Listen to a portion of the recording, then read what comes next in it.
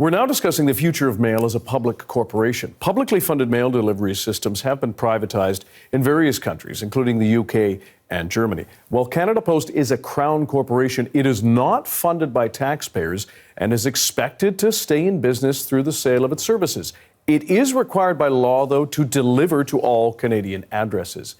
But is it time to fully privatize it? For more on this, we're joined by Marvin Ryder, Associate Professor of Marketing at McMaster University. Marvin, thanks for joining us. What do you make of that suggestion that Canada Post go fully privatized?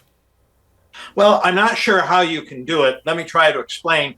Canada Post basically has three services that people buy. There's letter mail, the mailing of an envelope to you and I. There's ad mail, some would call it junk mail, which are the flyers that come from various sources. And then there's parcel mail.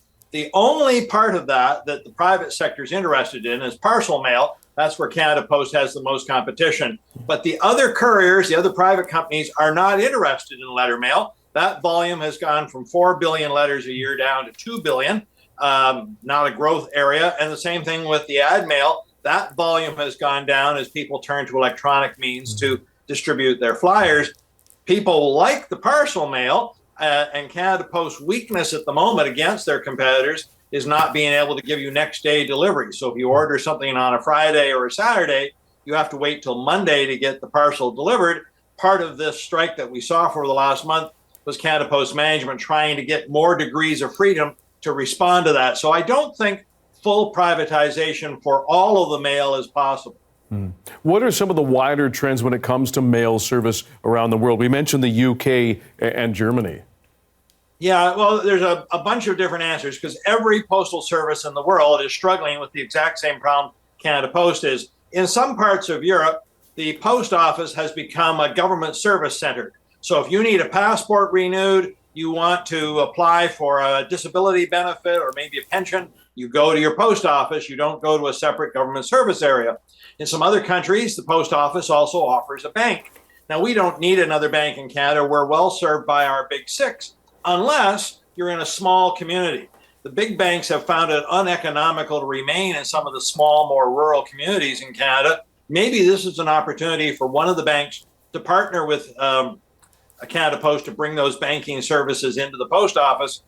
One other variation on this, of course, is going back to getting government subsidies. In the United States, they have 6-day-a-week mail delivery, including Saturday. When the U.S. Postal Service went to government and said, we're thinking of dropping it, instead they instituted a payment to the system so that they could keep doing Saturdays. I realize this would be terribly unpopular. If you don't like the carbon tax, you probably wouldn't want a Canada Post tax. But if we put a tax of $50 a household per year, Canada Post would have no problems at all staying fiscally solvent. No, back to that issue, though, of Canada Post not running on weekends. Where do you see that debate going? Because we heard from Cup W, one of their concerns was that employees who work on weekends may be considered or actually treated as lower tier, lower pay, fewer benefits.